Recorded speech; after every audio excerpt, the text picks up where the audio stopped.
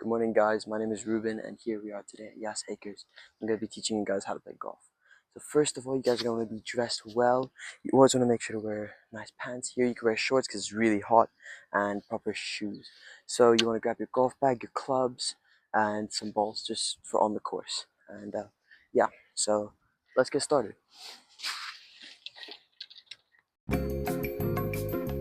Okay guys, here's your clubs. So this is your driver, this is only for teeing off. Here's your hybrid. This will be for long shots, hit the farthest. And here you have your irons. You have your 5-iron, which is the most lofted. Pitching wedge, which is least lofted. This basically means the face angle is smaller or more angled.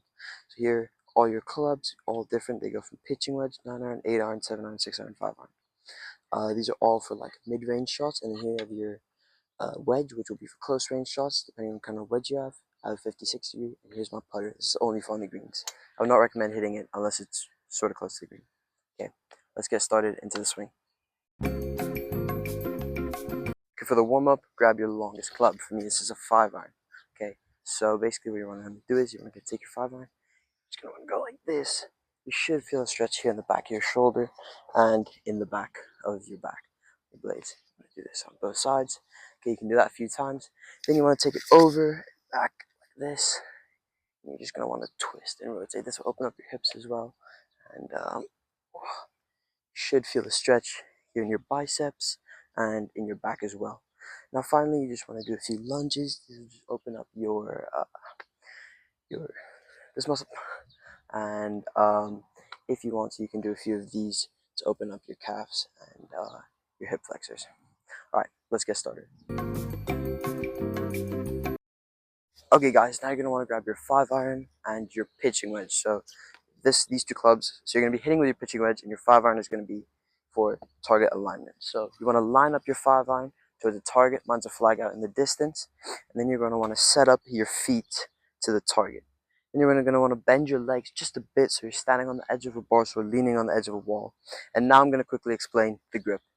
So what you're going to do is you're going to make this kind of shape with your thumb, kind of like bend it in, put it on your belt buckle, and now since you're bent down, this is how far the club should be away from you. Okay, now what you're going to do is you're going to wrap your fingers around it like this. Okay, you're going to want your thumb about in line with here. Some grips have like lines and stuff, but mine doesn't, so I'm just going to do this. Then what you're going to want to do is you're going to want to interlock your fingers. This may feel weird at the beginning, and put your other thumb here. You're going to be holding this hand only with your fingers. You should basically only be able to hit with 2 fingers on the club. So now you're like this, you're ready to hit. Your left arm straight at all times. This will keep this triangle between your body, and this will just always help you with your takeaway. Let's get started on the backswing and the swing. So basically, what you're going to want to do is you're going to want to grip the club, just like I said, and then you're going to want to slowly take it away. Tempo is very important in the golf swing. You must always keep a good tempo, or else your swing is going to start looking very inconsistent. So you want to start taking the club away slowly until it's about parallel with the ground, and then you're going to want to lift. Don't overhinge your wrists. This is a big problem in many golfers. Overhinging your wrists cause slices and hooks, and that's not very good for your game. You want to hit it straight and up. So then after this, take it up. So you want to be about here. Always try and keep your elbows close together, as like your elbow going here leads to a lot of inconsistent shots. Okay, now the final phase of the golf swing is the downswing and impact and just follow through. So guys, remember now, when you're swinging down, just let the club fall. Let gravity do its work. Remember to keep a good form and try and push up as soon as you hit the ball. This will help you to bring power into your swing. Remember to rotate. Feel as if you're pushing with this foot and pulling with this foot. So you get that power and rotation. And remember, now, after you've hit the golf ball and you're coming through here, do not go straight through like this. This will just not look good, and it will cause bad shots. Try and lead with this hand over, and then that'll be good. Either finish with your hands up high, or you can finish with your hands wrapping around. It's all preference. Okay, now let's get on the course, and let's start to show you how I play and my swing thoughts. Hi guys, so now here we are on the first tee. I'm just going to show you guys a quick thing about golf etiquette and manners. Always make sure that you keep the tee box nice and clean. If you make a divot, sand it again. As you can see, all these divots here are sanded. And yeah, so I'm just going to talk you through what I'm going to do. So I had a big fade with the driver, not a slice, a fade. So I'm just going to try and aim it at that bunker and fade it off into the middle of the fairway. So let's give this a go.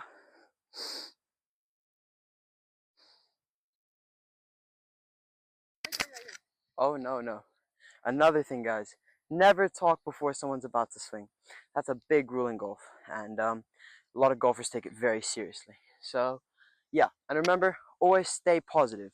Even if you do slice it or it goes not how you want it to go, always stay positive and happy, and just enjoy the game. Should be happy to play, happy to mess up some shots.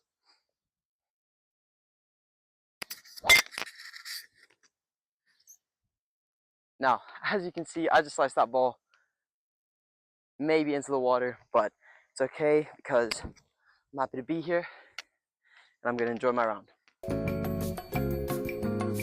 This drill is the step drill. So basically all this is I have pitching range right now, you put the ball in the center of your stance and then you put both feet back here. All this drill does is allows you to step and move all your weight onto your front foot, helping you to figure out that weight transfer and get that feeling. So you shouldn't be hitting it far, but it should be feeling nice and feeling good. So yeah, just do that like 10 times and then do it normally and you should feel a bit of a difference in your swing. Alright guys, another drill you can do is the clock drill. Basically all this is where you think of your swing as a clock. Where you enter would be around 5:30 and you leave would be about 11:30. This just kind of helps you visualize where you should come in and leave. You can use tees as markers or whatever you want, but here's a quick demonstration of what it would look like. Okay guys, so basically what this is you think of your swing as a clock, okay? Coming in 6 o'clock, leaving 12 o'clock. If you're struggling with fading shots, you want to come in from 5 o'clock and leave at around 1 o'clock. If you're struggling with drawing shots, you want to come in 6 o'clock and leave 11 o'clock, okay? Now, and if you want to hit it straight, it's not recommended you go 6 to 12. You kind of want to go from like 5:30 or 11:30 and then swing through at the exact opposite on the other side of the clock. So yeah, here's a quick. Alrighty guys, so now putting technique. So basically, this is kind of like a setup I have as a putting drill that you can do. This will help you with your short game because it's not the long putts that matter, it's the short putts because these are the ones that sink the ball actually in the hole. So basically what you want to do is you want to grab the putter like this. You want to basically wrap your hands, get a firm grip on it. And then either you can putt like this or you can putt like this, like with your elbows bent. And there's many different grips, styles, techniques, and it's all personal. Personally, I like to go like this and kind of cover one of my hands and then putt like this. So basically what this drill is you have to sink each of these balls once in a row and then you move the tee back. You want to try and do this 5 times. This will just work on your short game and your putting, which will really help you finish on hard holes. Yeah. So there you go, I've sunk one, and now I'm going to try and sink each of these, which is unlikely for me. My putting is really a weakness of mine. But you want to try and sink one from each tee, and yeah. So you got 2 in a row now. Ball's on the wrong side. And just going to try and sink all of these.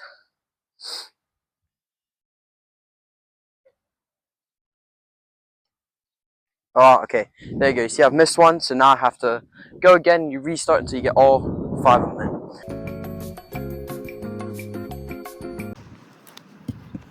Hello guys, and just for this last section of the video, I'm just going to be running you through how I would play this hole. So first of all, I set up my driver, and I aim at the bunker because I have a tendency to fade my driver, as I said earlier in the video.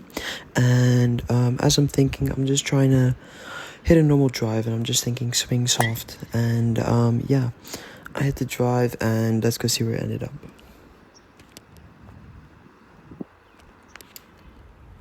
So it's in the middle of the fairway just before the bunker, and it's faded perfectly.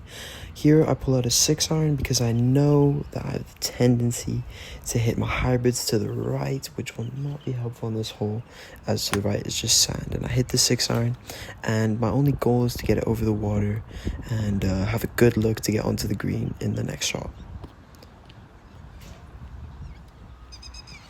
Here we are on the other fairway, and as you can see, I've perfectly played these shots. This is a really good hole for me, and I pull out my 8-iron and I'm ready to hit it, and I line up and I strike it beautifully, and it's aimed just at the flag. This was a really good shot for me, and it's ended about maybe 15 feet from the hole. For this last bit, I just focus on this putt ending up close enough so I can sink it for my par.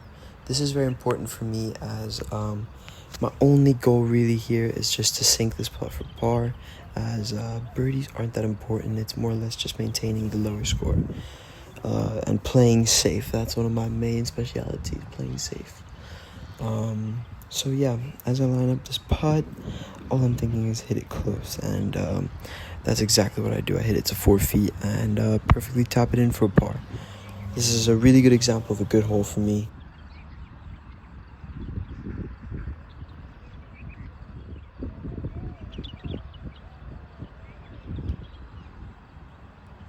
And so I end off this first hole by tapping in for par and setting myself up for a really good round on a really positive mindset. I remembered to stay positive this entire round and made sure that I was just in a good headspace the whole time. Through this journey, I've learned that improvement in golf comes with patience and practice. If you're just starting out, don't be discouraged. Keep swinging, keep learning, and enjoy the game. Thank you for watching.